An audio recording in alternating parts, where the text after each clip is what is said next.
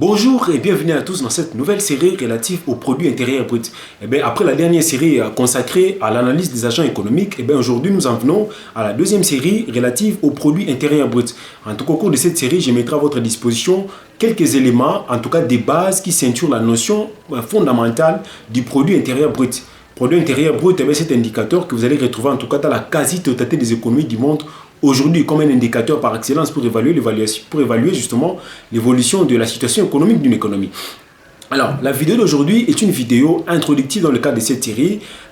C'est une série qui va s'étendre en tout cas sur 3 ou 4 vidéos. En tout cas, je vais apprécier la nécessité. Maintenant, la grande question, qu'est-ce qu'on appelle les produits intérieurs bruts? Allons-y. Retenez que le produit intérieur brut est considéré d'abord comme l'ensemble de toute la production obtenue dans une économie au cours d'une certaine période, production de biens et services à la suite de la participation de toutes les unités productives, de toutes les entreprises locales, en tout cas sur l'ensemble du territoire national.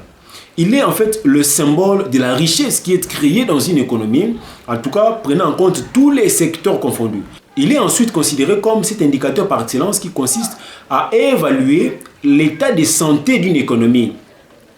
Je vous donne par exemple, lorsqu'il faut évaluer l'état de croissance économique d'un État, généralement, on recourt entre autres au produit intérieur brut comme indicateur par excellence. Or, vous le savez peut-être comme moi que la croissance économique fait partie aujourd'hui des grands objectifs poursuivis par la majorité des économies du monde.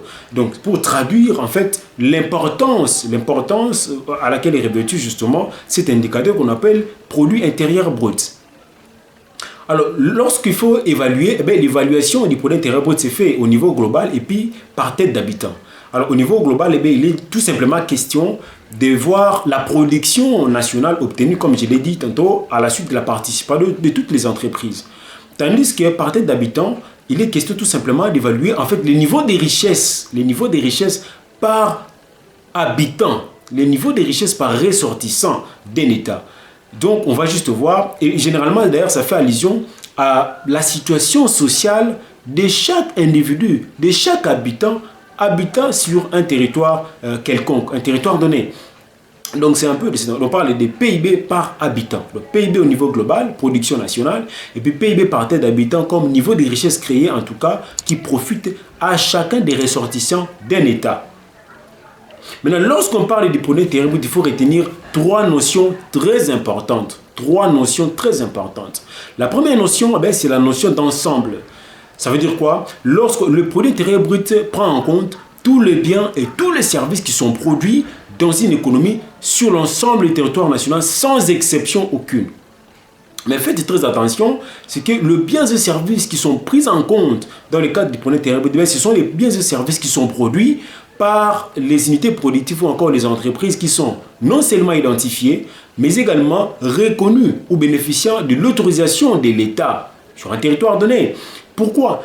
Tout simplement parce que toutes les données statistiques dont les services publics auront besoin pour calculer les produits intérieurs bruts proviendront de ces entreprises-là, proviendront de ces unités productives, grâce justement notamment aux statistiques des ventes qu'elles transmettront régulièrement chaque trimestre, ou bien chaque semestre, ou bien chaque année aux structures habilitées. Exemple, les structures des prix, les chiffres d'affaires à la suite de leur déclaration auprès des institutions financières et des institutions plutôt fiscales.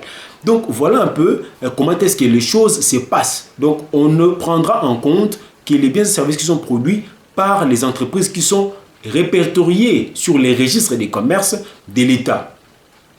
La deuxième notion, il s'agit de la notion de territorialité. La territorialité, le produit intérieur brut prend en compte toutes les données statistiques récoltées en tout cas sur l'ensemble des territoires nationaux auprès des opérateurs économiques opérant sur l'ensemble des territoires nationaux d'un État. Donc, s'il faut parler du PIB de la République démocratique du Congo, ce sera le PIB relatif justement à l'ensemble de toutes les données statistiques fournies par les opérateurs économiques opérant sur l'ensemble de la République démocratique du Congo. La troisième notion, il s'agit de la notion de périodicité. Généralement, le PIB est évalué sur base d'une année. Il peut y avoir des évaluations mensuelles, des évaluations semestrielles ou trimestrielles, quadrimestrielles, ça dépend. Mais généralement, en tout cas dans la majorité des économies du monde, le PIB est calculé sur une période qui s'étend sur une année. Par rapport à la typologie, il existe généralement deux types de produit intérieur brut. Il y a les PIB nominal, ou encore le PIB en valeur, ou encore le PIB courant, et puis les PIB constants, ou le PIB réel, ou encore le PIB en volume. Le PIB nominal, ou le PIB courant, ou encore le PIB en valeur, eh bien, il s'agit tout simplement d'évaluer la production obtenue dans une économie, mais en valeur, c'est-à-dire en unité monétaire. Mais attention, les PIB nominal, c'est un PIB qui ne tient pas en compte en tout cas les éventuelles fluctuations ou variations que peuvent subir les prix tout comme les quantités sur plusieurs périodes.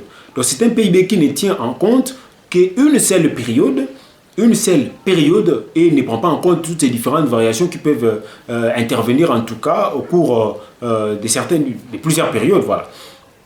Et les PIB nominal, c'est calcul comme vous voyez ici, mathématiquement, vous avez la somme des produits, des prix des biens X au cours d'une période. Bon, on a nommé la période ici N, et les quantités obtenues au cours de la même période, de même bien, donc X, et au cours de la même période N. Donc, on ne tient en compte qu'une seule période, et donc les différentes variations ne sont pas prises en compte. Tandis que les PIB réels, comme vous l'entendez, les PIB constants ou en volume, eh bien, c'est le produit intérieur brut qui intègre, à la différence du PIB nominal, la dimension relative aux différentes variations, les différentes variations de prix, les différentes variations de quantité, et cela sur plusieurs périodes.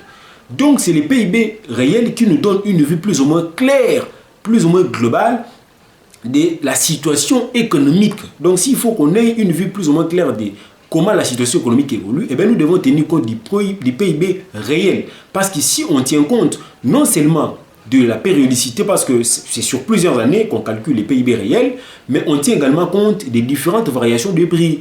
Donc, on tient compte par ricochet de l'inflation, ce qui signifie que tous les paramètres économiques vont s'adapter à la situation réelle telle que ça évolue sur terrain. Et retenez qu'il y a plusieurs approches de calcul du PIB. Ces approches de calcul feront justement objet des prochaines vidéos dans le cadre de cette série relative au produit intérieur brut. Voilà ce que j'avais à vous partager aujourd'hui. Ça, c'est une vidéo introductive, comme je l'ai dit. Si vous ne voulez rien rater quant à la suite, vous n'avez qu'à vous abonner à la chaîne pour ne rien rater. Et si vous avez des préoccupations à soumettre par rapport à cette introduction, vous n'avez qu'à nous écrire via cette adresse. Nous allons vous répondre très rapidement et très facilement. Quant à moi, je vous dis à la prochaine et merci.